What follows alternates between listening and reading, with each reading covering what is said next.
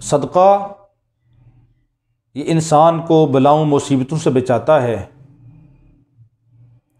حضور پاک صلی اللہ علیہ وسلم نے فرمایا الصدقۃ تطفئ البلایا، صدقہ بلاؤں مصیبتوں کو ٹالتا ہے۔ اور ایک حدیث میں فرمایا کہ اپنے بیماروں کا علاج صدقہ کے ذریعہ سے کرو، کہ صدقہ کی برکت سے اللہ رب العالمین جو مصیبت آئی ہوتی ہے اس کو بھی دور فرماتے ہیں، اور آئندہ آنے والی مصیبتوں کو بھی اللہ رب العالمین ٹال دیتے ہیں۔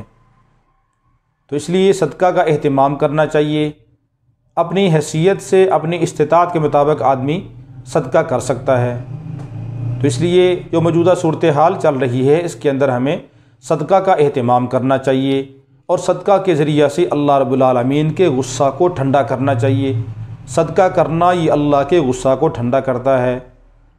اس وقت اللہ کی طرف سے جو حالات آئے ہوئے ہیں ان کے اندر ہمیں توبہ استغفار بھی کرنی چاہیے، اور اس کے ساتھ صدقہ کا اہتمام بھی کرنا چاہیے۔